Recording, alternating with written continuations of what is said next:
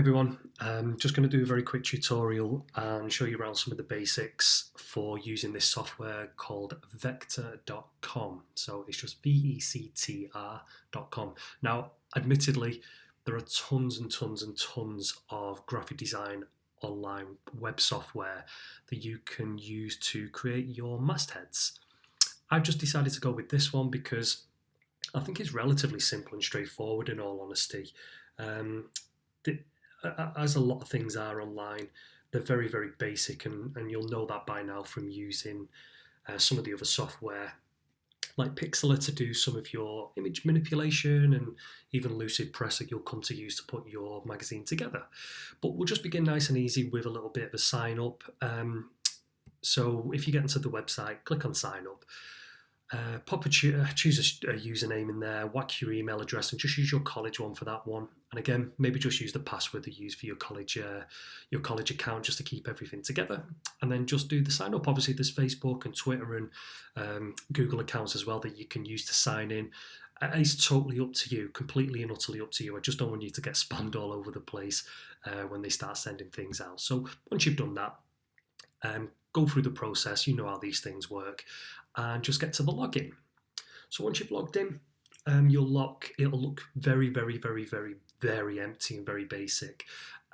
From there, all we need to do is just pop up to create a file, and we'll get something that looks a little bit more sort of familiar using the software.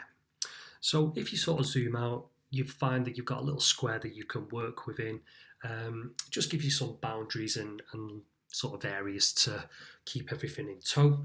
And when you export it out, because it is a graphic design and it's all flat images, generally when you put it into Lucid Press and make it a little bit bigger in size, it doesn't pixelate because it's not an image, it's a flat sort of graphic, and graphics are very, very difficult to actually pixelate with. So I'm just going to show you some of the features that are in here. As I said, it's extremely basic, as a lot of software is, but what it will give you the chance and opportunity to do is to build something from scratch. And as you know, you do get more marks for the more creativity and the more fluency that you will bring into your practical work and demonstrating your skills. Look at it in that sort of way. Okay, so you'll see, nice and simple and straightforward. This is the interface. So we've got the box in the middle. This is our canvas that we will work upon. There's not too much that you need to work on up here. You can put some of your grids on if you want to, just to kind of help and work around with positioning of things. That's sort of your call. There's nothing really in the file settings, and we'll just use that right at the end. Okay, so you can leave that on, turn it off, whichever way you want to work with it, and however it works best for you. Pages doesn't matter too much. It's just to add another page in if you want to, and you can flick between projects if you want. But the layers is what we'll work with a little bit more as we will build them up. So we have your rectangles, we have some of your rounded rectangles, circles, your pen tool and pencil tool to be able to draw freehand if you want. You've got your text that we'll get to in a little bit, and just some more additional shapes that you can drop in there. Now, I'm mainly going to work with the shapes that are in there to create my masthead design. And as I've mentioned already, I'm just going to go with a sort of Britpop magazine design for my one, just to help and sort of demonstrate bits to you. But I'll start with this pen tool to begin with before I kind of get into creating mine using those. And the pen tool is quite cool if you want to sort of create something from scratch and bring more creativity in. I'm just going to simply draw some sort of hexagon sort of shape, like so. So you kind of go it all the way around and bring everything back together. And what you'll find from there is we get some options that are opening up on this side. With your colour, you can just simply select it like so. You've got all the different sort of variations and obviously all your different colours that you might want to use in there. So I'll just go a little bit brighter and go like that. And just go with a nice little bit of blue because it's my favourite colour. You've got your borders that are in there. So you can change your colour, obviously a bit darker, make it black down there. And you get your size as well. And that will just increase depending on how large you want the sort of border to be. So, you can build it or build it or build it up. Totally and utterly up to you how you want to work with things. Knock it all the way back down, like so. We got some of your shadows that you can put in there as well, so it'll kind of keep a bit of an inner and an outer glow, and we can use these ones with that inset shadow. You can sort of build that up and change the opacity so it's not so much, but you might just see it creeping down here where that sort of outer glow and that bit of a shadow is coming onto the image. If I sort of make that black, you might find it works just a little bit more, sort of as that outer glow. So if you click on your shape again, you can choose your inset. So I'm just going to do yellow because it just stands out a little bit more, make it a bit brighter so we can see. And you'll see that it's kind of just dropped it on the inside of the shape. So again, you can sort of change your spread and your blur, so that makes it a little bit more. You can blur it a little bit by increasing the pixels. Totally and utterly up to you how you may work with that. If you're not happy with it, you can just turn it off and on by clicking on the ticks to the right hand side, and that will permanently sort of get rid of things depending on what you want to do with it. Alright, so you can create things from scratch like so. Now, if you sort of go into the image itself, just give it a double click. So I'll come back out of that to show you. So you've got your image like so. If you give it a little bit of a double click, you'll find all these little points that you've drawn to create your shape. Now, you can move and manipulate and change that however you want. It's sort of your call on it. But one of the really cool features that I like on it is to bend some of your corners. So you'll see there's a little circle on the inner side of it. And all you've got to do is just sort of drag that in, and it will give more curvature to your shape. So you might have drawn things like that, but you might decide, actually, I just want it to kind of bend a little bit and have a little bit more of a smoother feel to it. So you can just drag those in and out, and it will work like so. In terms of your colours as well, you'll have your simple, straightforward standard colour, and you'll also have aspects of gradients. Now, obviously, because it's online software, you're limited at times as to how they may give you more creativity, but you can choose your different areas and aspects of gradients. And when you click on it, it will always default to normally black and white. So you've got your linear, where it will start lighter and it will move down to a darker colour, or whatever colours you decide to go with. And the radial one, as you will see, it will kind of have a point, and it will build it all the way around the edge of the shape that you've created. Now, normally, if you click and you go into the colours, this is the sort of important part with the gradient side. You'll see that we've obviously got black and we've got white. Now, you need to click in those colours there to give you the chance and opportunity to move to something different. So I'm just going to move over to the red, and you'll see, okay, it gives that option to bring the colour in. And again, if you click on the black down here, and let's just make that a little bit more yellow, we then need to drag this part up and sort of move it up, no, soz. And then move it up into the colour like so. And there you go, that's kind of how it would work with your shape. And it gives you a bit more freedom if you want to create things freehand. Okay, so I'm going to get rid of that because I'm not going to use it, but what I am going to use is more specific things to do with the shapes themselves. And I'm just going to go with the old sort of the mod side of British culture. And I'm just going to create some circles to make up my sort of identity and branding for my magazine. So I'm going to go with a blue, sort of traditional in terms of British colours. I just make it a little bit brighter, like so.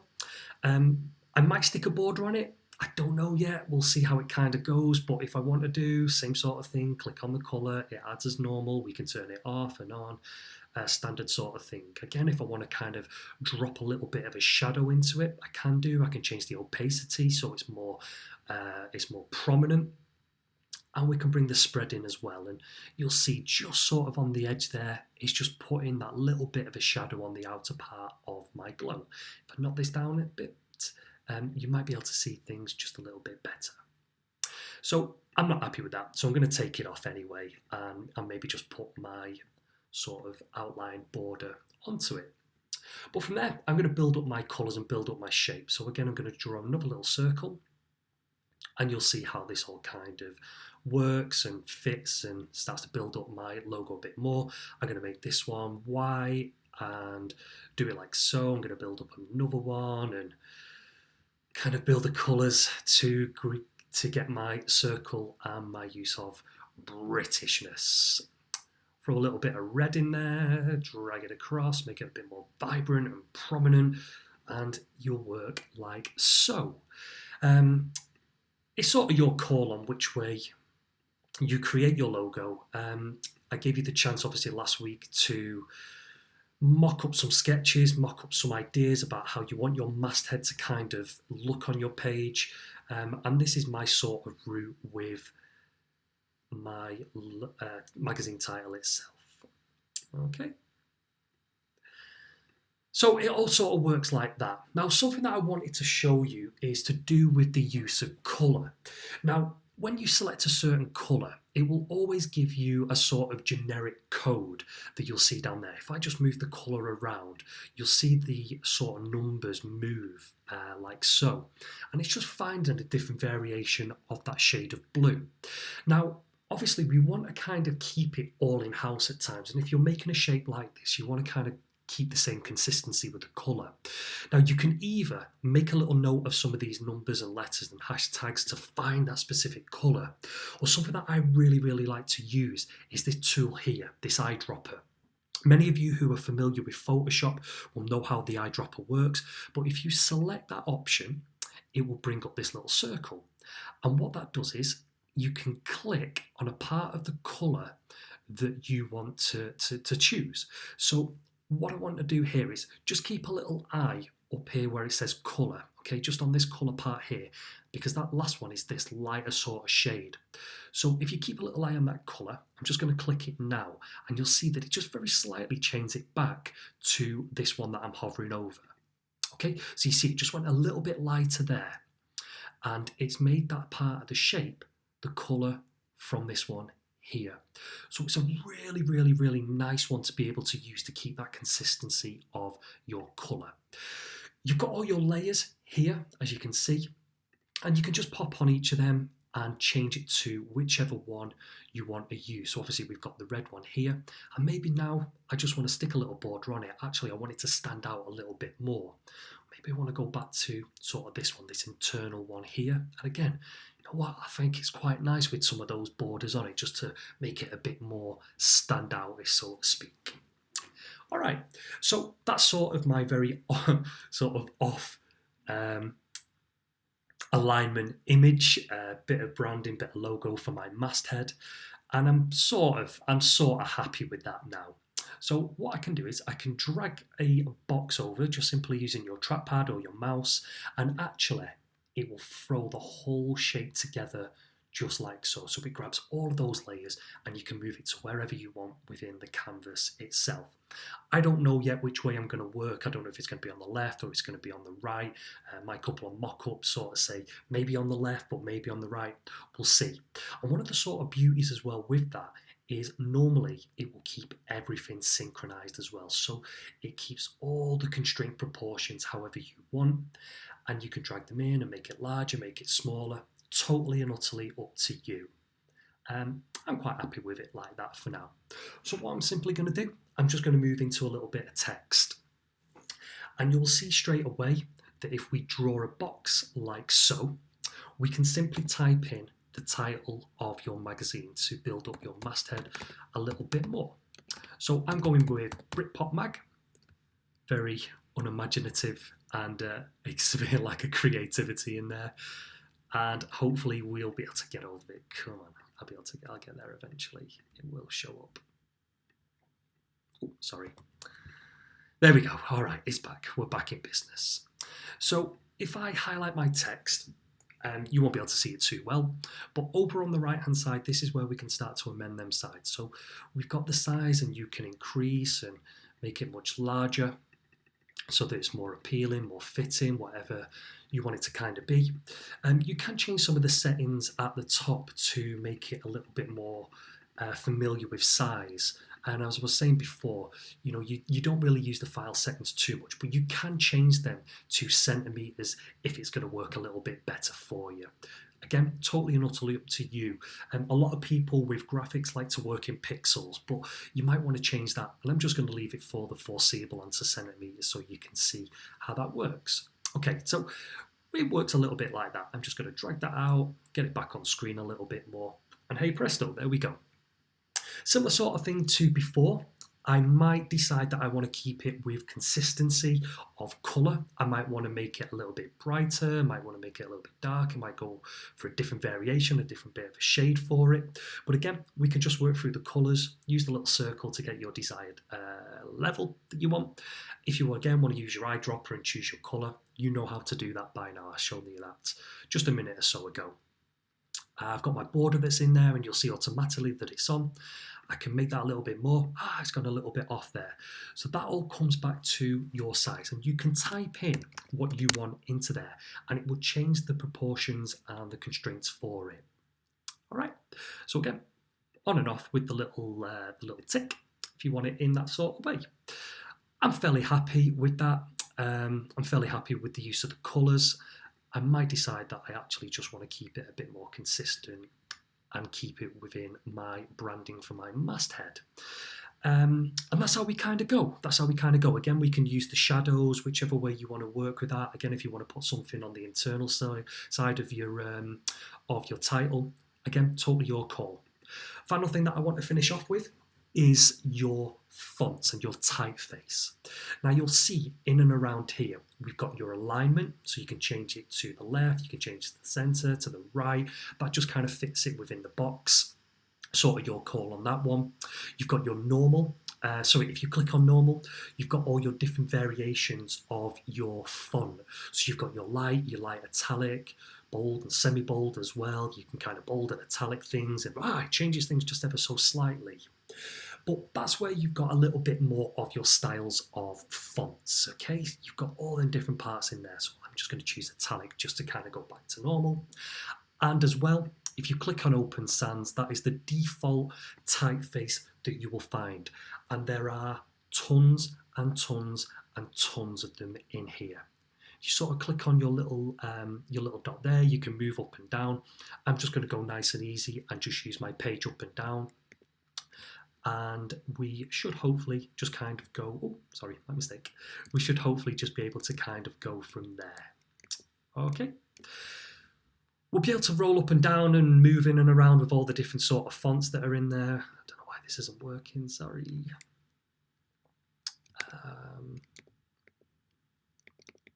It just depends on which way you want yours to work. Sorry, this has gone completely and utterly wrong. It's not working too well. Got it. Joys of technology, eh? So, there are loads and loads and loads of fonts and typefaces in here. Sorry, there are loads and loads of typefaces. And obviously, you've hopefully got a bit of an idea of what you want to do. Think back to the lesson last week when I was talking about how your font can create meaning and how those fonts ultimately can maybe link to your magazine a little bit more. There's a lovely one called Lemon that I quite like that I'm going to go for. Where is it? There it is. Typical. But yeah, you'll see it in that sort of way. Come on. How embarrassing. No, you know what? Sack it. We'll just go with that one. Can't be bothered with it. Actually, you know what? That works all right, that. But just working in and around, as you know, it's always got pros and cons with how technology will work. Well, I'm pretty happy with that. I'm going to say that is me pretty much done with my masthead. So this is what it's going to be for my magazine. From there, once you're happy enough with it, if you just go over and click on export, the biggest part and biggest aspect that you'll look at with this here now is changing this option. This is the most important thing to think about. I've talked about the importance of your PNGs. Your PNGs will get rid of all sort of background, everything that you've got in terms of colour, anything that you don't need, and it will effectively leave you with a PNG. You will know if you type in on Google Images, if you go into Google Images and you simply type in Kerrang magazine PNG, it will show you examples of the logo of the masthead without a background. So please, please, please make sure that you choose that PNG option. It will give you the option to put a URL in there. We don't need to worry about that. The most important thing is just being able to download it. And it's a simple, straightforward. Click on download. It will drop it down here into your downloads folder or wherever that will be. And that is effectively created your logo, your masthead for your magazine. I hope it's been simple and straightforward enough. Sorry if there's a bit of a mess up with the old font side. It is a little bit intricate with working around things, but bear with it as best as you can. Use your up and downs and you'll be able to click on the fonts. I'm relatively happy with mine, actually. I think that looks okay and quite fit into the genre that I'm going for. So we'll call it a tutorial done there, and I'll show you how to import this into Lucidpress to build up and put together your magazine. Okay guys, thank you very much for your time and your patience and sticking with me, and we're done. Cheers.